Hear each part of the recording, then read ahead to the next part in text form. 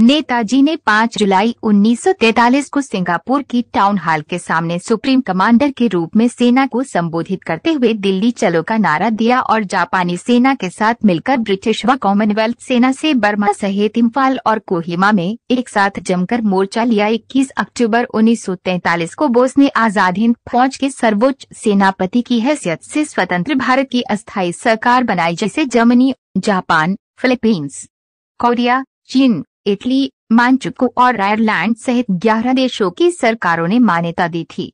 Japan ने अंडमान और निकोबार द्वीप समूह इस अस्थायी सरकार को दे दिए। सुभाष उन द्वीपों में गए और उनका नया नामकरण किया। 1944 को आजाद हिंद फौज ने अंग्रेजों पर दोबारा आक्रमण किया और कुछ भारतीय प्रदेशों को अंग्रेजों से मुक्त भी करा लिया। कोहिमा का युद्ध 4 अप्रैल 1944 से 22 जून 1944 तक लड़ा गया एक भयंकर युद्ध था।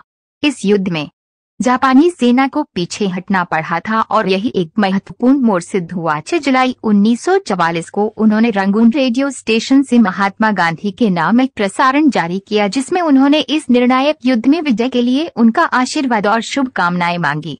नेताजी की मृत्यु को लेकर आज भी विवाद है। 5 जहां जापान में प्रतिवर्ष 18 अगस्त को उनका शहीद दिवस धूमधाम से मनाया जाता है, वहीं भारत में रहने वाले उनके परिवार के लोगों का आज भी ये मानना है कि सुभाष की मौत 1945 में नहीं हुई, वे उसके बाद रूस में नजरबंद थे।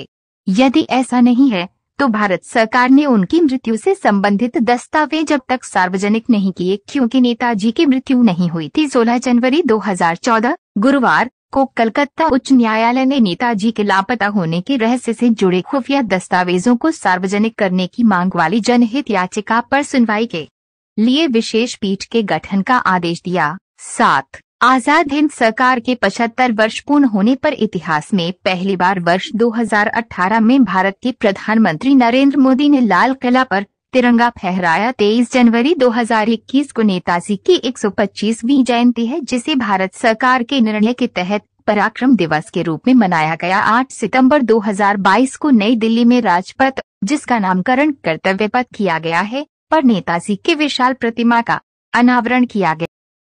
अगर आपको मेरा ये वीडियो पसंद आया हो तो उसे लाइक, सब्सक्राइब, कमेंट और शेयर जरूर कीजिए। धन्यवाद।